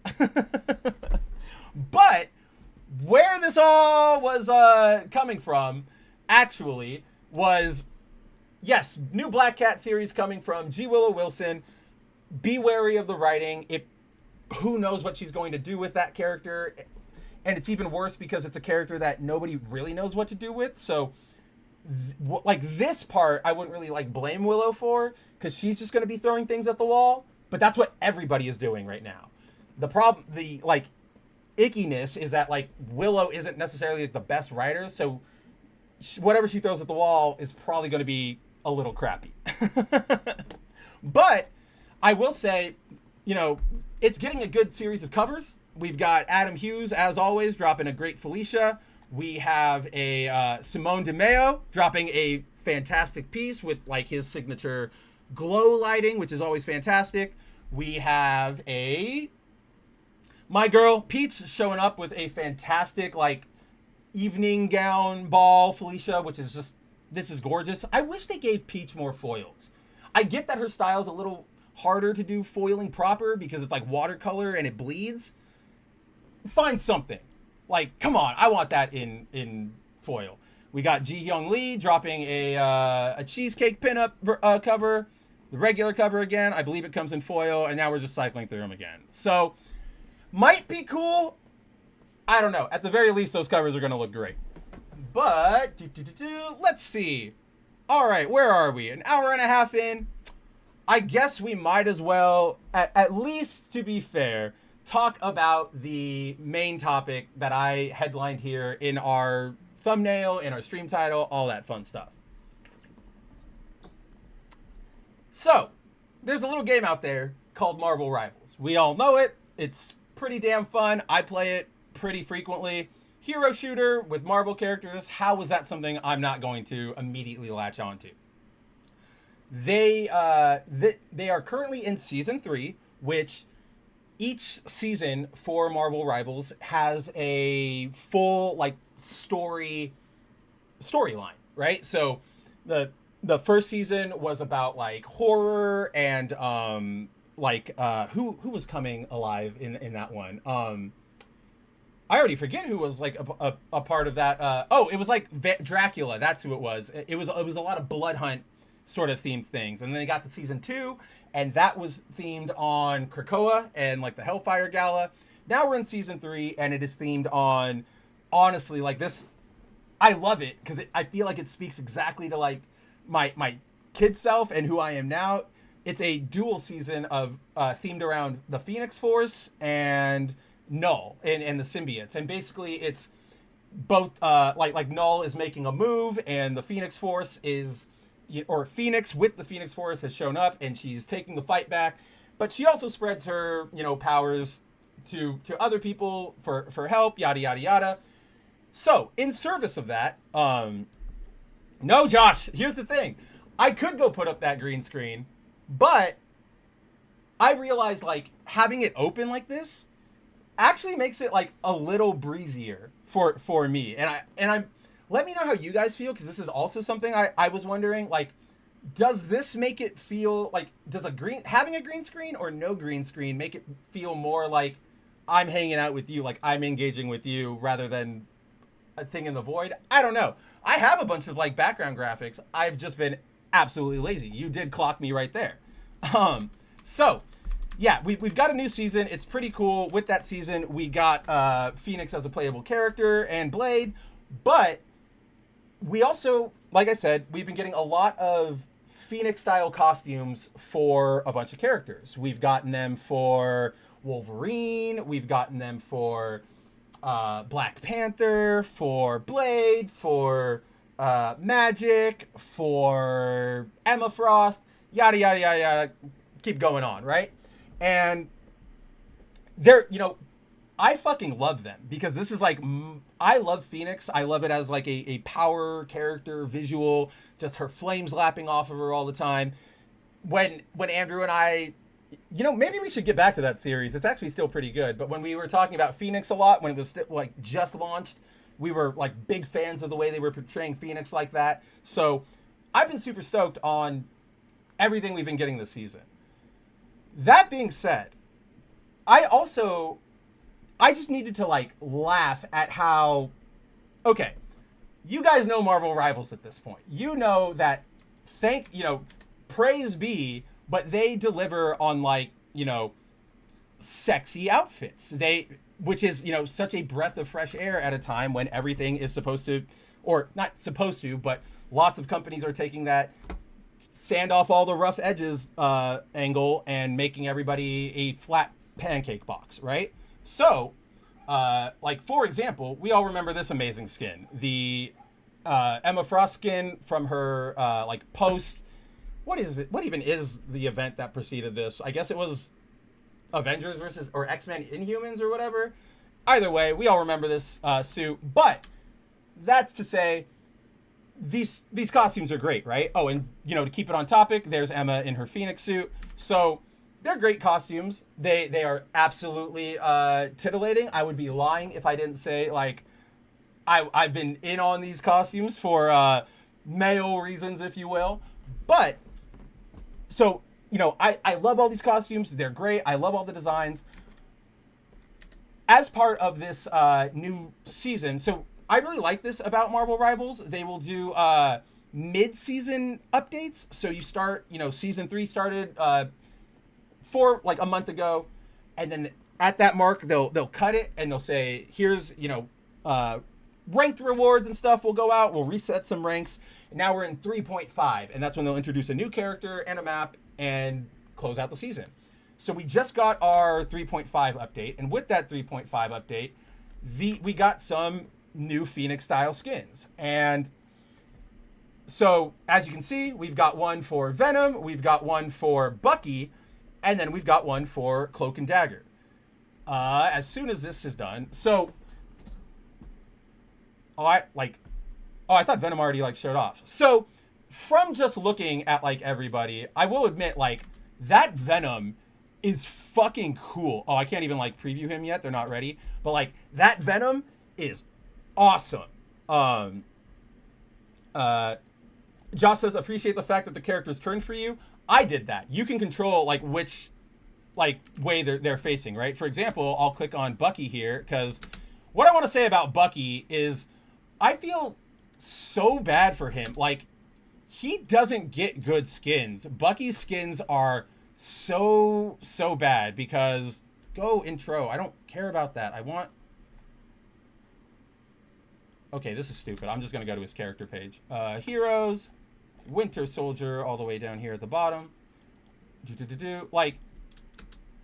Oh, I can't even preview it yet. You're just going to give me this stupid thing because it's not ready to go. That's actually kind of dumb. What are we doing here? All right, well, yeah, see, Josh, I can turn him around. So one of the cool things is some characters are getting pure Phoenix. Some characters are getting pure symbiote.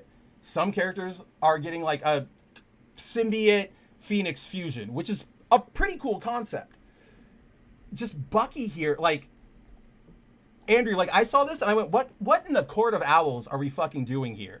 And it's just bad. It's just not great. And then what I was saying is Buck's just not got great costumes.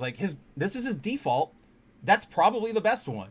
Because then we have, one based on his Thunderbolts look, which just I don't think it translated well to Marvel Rivals. It's just kind of boring. We've got his Revolution outfit, which is what he was wearing last year in the comics during his run. Fine, but again, kind of boring. He has this Blood Soldier outfit, but dude, this to me just feels like Magneto.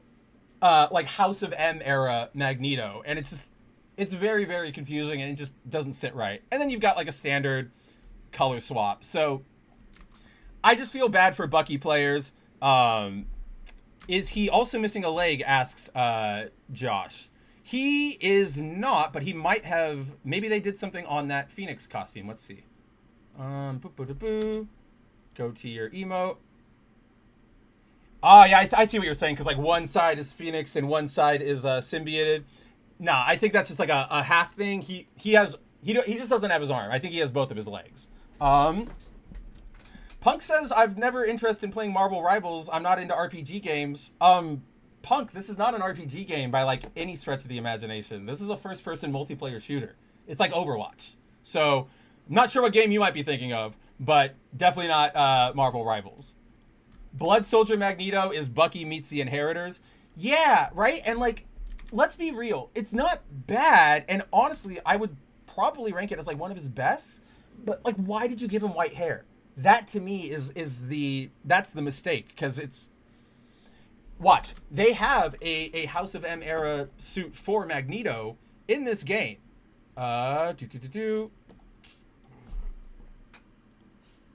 And I'm that's kind of I feel you guys may have reused some of the hair, wire frames and stuff, because if it weren't for the fact that they were two completely different, like, physical characters, like, visually and everything, I would absolutely confuse them. This is what I'm saying, right, Andrew? Like, it's so... He didn't have to be. You could... I can already, off the top of my head, do a comic Winter Soldier, give him, like, the Domino mask, or give him the MCU Grease if you have to. That's already cool. Give him his old school Bucky costume, like with the red gloves and the blue like bomber jacket. That would be cool. Like obviously make it work for an adult male, and Marvel rivalize it. But I think that would be cool. Give him something. Obviously, you can't make it 1-to-1 because we've already got him as a character in the game. He's got that one of the best Captain America suits of all time. You can do something with that shiny blue metal, put a big star patch over here or something. Or even like just give him the cap suit and then you don't give him the helmet. I don't know. But yes, Bucky definitely. Yeah, there you go. Andrew's on my same side. Give him his shiny cap skin. That is what I'm talking about. Dang, it's more Rugal than any of those other characters. I can see that. I can definitely get the Rugal vibe. Punk is out of here. Hey, Punk. Take it easy, my friend. Have a good night. And thanks for kicking us off down that Spider-Man tangent. That was actually a lot of fun. But, so, well, first off, before I get to what I was, the main point, this, like, magic suit is so bad. And it makes me kind of sad. Because, like, yes, it's clearly a throwback to, like, the blue and gold era, which Magic was never a part of. And I like the vibrance and the colors, but it just is not... I don't know. It just doesn't land for me, especially when she has such other, like, this is cool as shit when she's got her, like, she fully embraces her, like, limbo side, or her Phoenix outfit looks incredible, or even, like, I'm not a big fan of this one, but this Punk suit, like, 2099 Punk, it's not bad. It's a lot better than that X-Men one, and it bums me out because rare miss from the design team. But all of that aside, why I highlighted all of this, why we're talking about this, is actually because of the third member of this bundle. So we have that awesome Venom skin, we have that really shitty Bucky skin, and then we have this, I think, it is a great Cloak and Dagger skin. Shout out, like, they were getting shafted for a long time, and they were actually my main before they introduced Invisible Woman, but... And like, they had no costumes. They had this really gross, like... Here, I think I can just, like, go show you what they had. Oh, no, they're going to be up here. Cloak and Dagger. Alphabetical. So, yeah, like, this is their default outfit. It's pretty good. Not bad. It's a good interpretation of their standard suit. For the longest time, this was all they had. This Growth and Decay skin, which is, like, it's not themed after anything. It turns her into an elf. Like, I really don't know where it came from. But then over recent seasons, like, we got this really cool like evening zoot suit wear look for both of them, and we got this really, really cool Hellfire Gala skin, which is just them in like like Hellfire, nice fancy outfits, if you will. Dazzler in particular looks incredible in her like masquerade look. But why I bring these two up in particular with this Phoenix skin is I have no other way to say it. I'm definitely going to steal this turn of phrase from my buddy from when I told him earlier. But if you're watching, I apologize. But this skin is absolutely, like, insane work. Because, oh my God, can we not... Why are you replaying that every single time? I just need you to, like, stand still. That's all I want. Just stand still. Can we just stand still? There we go. Thank you fucking God. This is a new menu system they're doing, and I don't know why, and I'm definitely not a fan of it. But, so, we have Cloak and Dagger, their abysmal, their Polarity Bond skin. On its face, I think it's really cool because Dagger is all symbioted out, and Cloak gets the Phoenix Force, which is also, lore accurate, because if you guys don't know, Dagger is a mutant, Cloak is not. Even though they both got experimented on, and that's how their powers activated, he got his, like, from an injection of the Dark Force, like, dimension, and she had natural talents that they, like, forced out of her. So it's like, oh wow, of course the mutant gets the Phoenix Force. There is also this great emote for Dagger where he will like or for Cloak where he lets his like symbiote out and he's just like, whoa, I've got it there, right? But it's Cloak where I really want to bring everybody's attention to, because oh my god, what are we doing? Not what I want. Because even though this game is very notorious for like it's horny skins, and I appreciate it, and like I appreciate this one to me is like insane work, right? Because like I've never seen a hornier switch up than this. Because first of all, if you'll notice, all that yellow on Dagger, that's her body. That's her like body being illuminated by the Phoenix Force. So like she's not wearing much here. Like we might have our first confirmed like genitalia cameo in Marvel Rivals off of Cloak or off of Dagger, which I'm not complaining about. It's fucking fantastic. But what makes, so like that's particularly horny. But then what made me laugh like with being even hornier is let's play her emote, because it's pretty cool. Lets her wings out, curls herself up. If you guys know Cloak, or Cloak and Dagger, you've read them, you've played this game at all, you'll know that in her default outfit, Cloak wears like Dagger wears like a full white bodysuit. For this skin, for no reason, they decided to make her barefoot, which is just like, and again, there is nothing in Marvel lore that necessitates this. She's never had a barefoot outing. The Phoenix Force doesn't require you to be barefoot. It's not about like, let me touch nature like the green over in DC. They just decided, let's be exceptionally horny. And I just like, to me, it's like the audacity, like, God, like they know what they have. They know nobody is going to be like run off from their game. Nobody's going to be turned off from their game. And so they're just going full force on it. And you know what? Like this is the second part of why I brought up this story is, let me make sure it is open over here. All right. So with, yeah, let's let them all know she is naked. That's what I'm saying. I want everybody to be aware of just how insanely like audacious this skin was. See, that's what I'm sure I don't like check forums or anything. Like I don't go to official Discords or Twitter accounts. I don't want to see the replies to like new character announcements. I'm sure it is just that statement ad nauseum. But the secondary aspect of this story is, while I love these skins, I love the creativity in this game, I just love this game.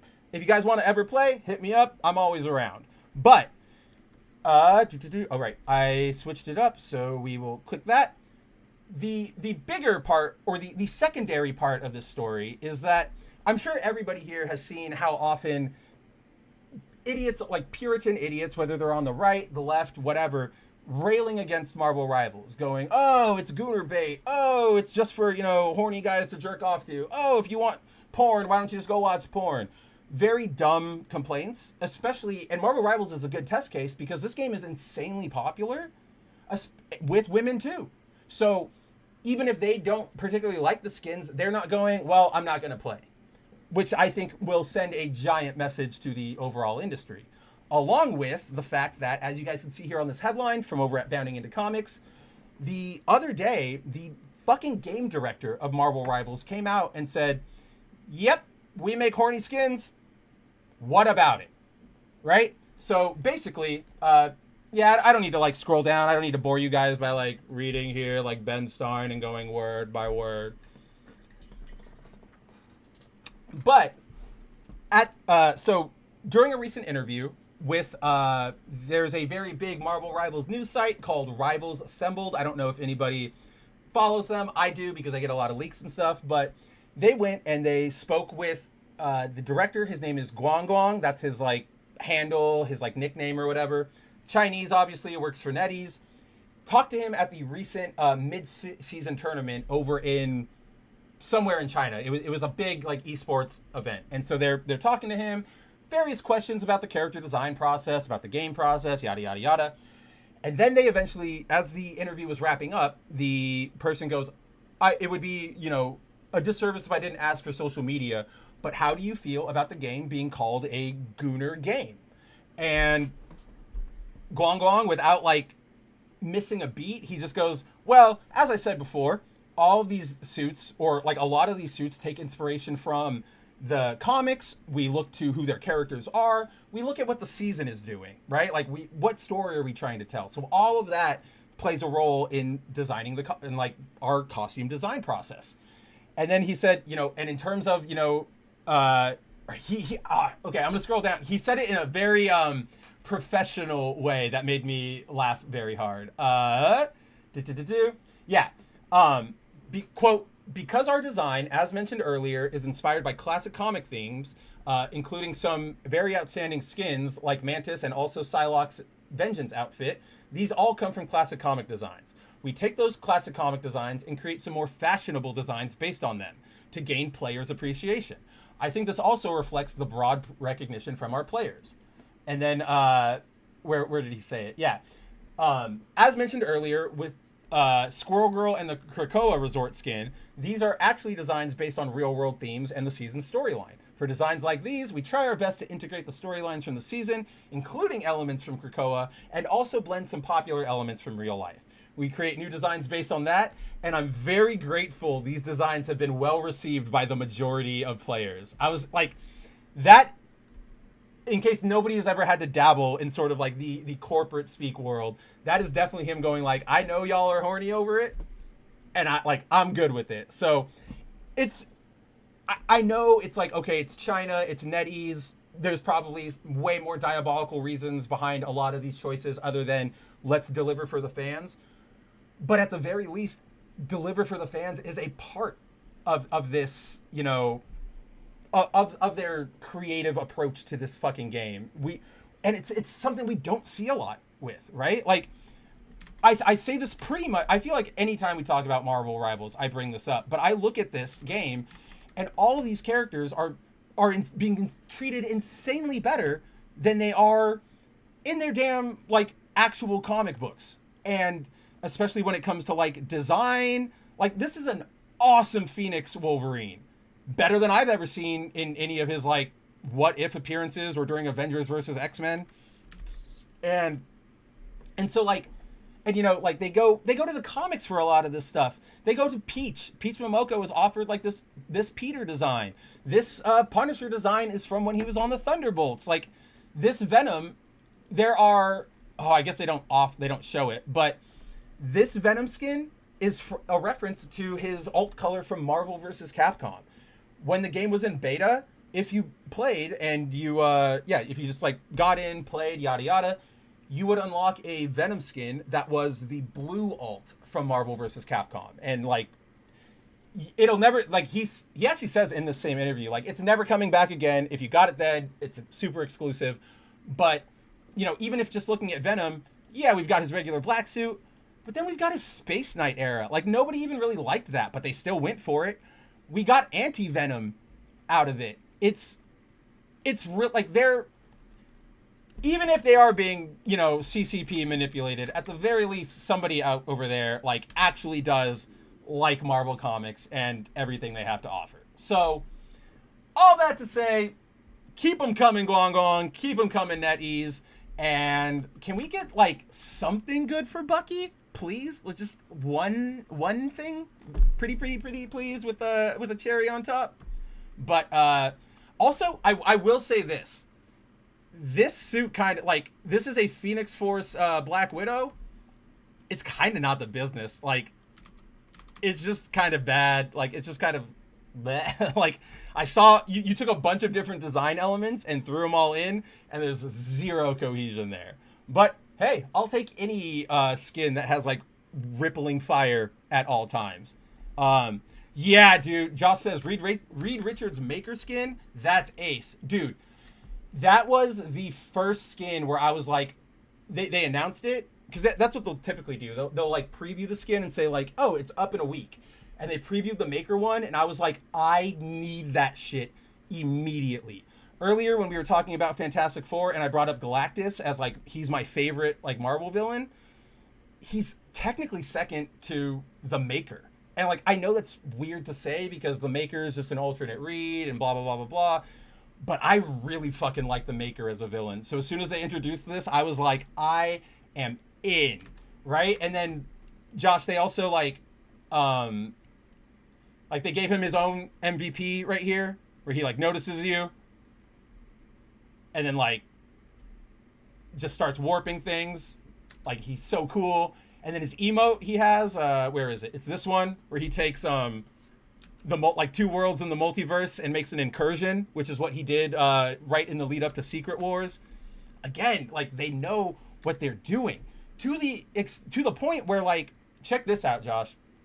So one of my favorite sagas in comics is the saga of the Future Foundation, when Johnny Storm dies and they invite Peter to sort of fill out the roster of the Fantastic Four, and they switch their mission towards more, science and research and less like crime fighting. And what? No, ain't no Miles Morales coming to 616. I don't even know where you're talking about that. Nobody mentioned any of that. Oh, never mind. Yeah, because I was talking about the Maker and the incursions. Right. But like, they released a set of these Future Foundation skins, which, as you can see with Sue, will swap. Like, you can actively swap on the battlefield between their black and white versions. They got one for Sue, for Reed, for Ben, and of course they got one for Spider-Man, and it looks fantastic. Where's the emote where he changes? I forget which one it is. It's pretty good. No, it's yeah, this one. Like, these guys know what they're doing. It's so cool. And then even more to that, Josh, it's like they even made a suit for Johnny, and it works. Johnny was not alive. That was the whole point of the Future Foundation. Like, Johnny was dead. So just kudos to them. I love this damn game.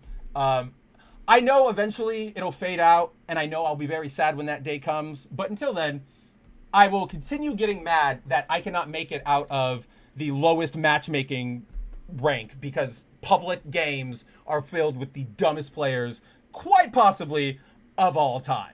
So, but with all that, let's see. We are running up against the 2-hour mark. I don't really know. I think that's really all we have to talk about tonight. Yeah. So I think this is a good spot. We got our 2 hours in. That seems like it's working. So with that, guys, I think we will call the stream for tonight. With that, as always, I thank each and every one of you for taking the time out of your night, your Friday nights. I know you all have plans. You all have women who want to kiss you. You got guys who want to be you. You got drinks to pound down. You got blunts to smoke, and you still spent a little bit of your time with me. It means the world to me, guys. I couldn't be doing this if it wasn't for your support, and I will continue to do this because, as I said at the top of the show, we are here to remind you that there's still good shit in the world, even though a lot of it is bad and a lot of it deserves our due criticism. There's still a lot of great things out there. Go play some Marvel Rivals if you're up for video games. If you're looking for something good to watch this weekend, I would genuinely recommend Superman. I love that movie. It just came out on digital, which is a whole fucking problem on Warner Brothers' end. Like, it's been a month. And I know James Gunn came out and said, like, oh, I released it early because of Peacemaker, and I wanted everybody to see it before Peacemaker. But I'm just like, no, I don't believe you for a second. I just think Warner Brothers is that stupid. But with all that, thank you to everybody who came and hung out with us tonight. For those of you who are in the chat actively, shooting shit with me, from Timon to Josh to Andrew to Zero to Punk to Shinkai to Tony was here for a little bit. Love you guys. I see each and every one of you. It makes, like, I look forward every Friday to hanging out with you guys, hearing what's up with you.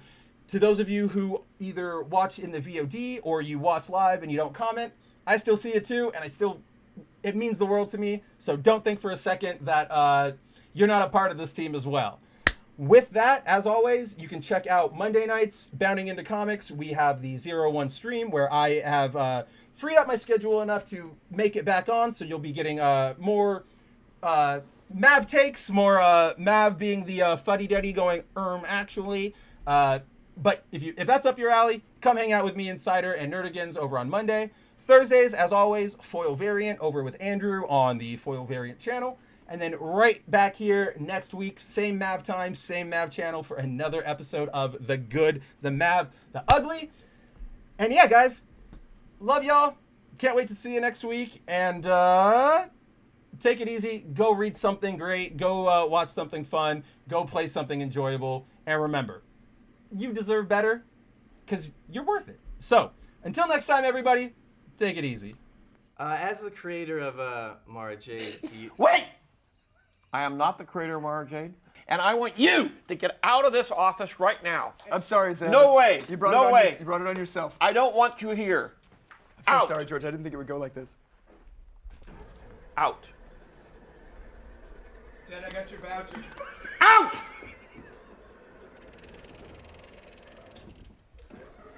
There. I'm sorry about that. I'm so sorry. We'll have him like burned and well, I don't executed even know and who burned. that guy.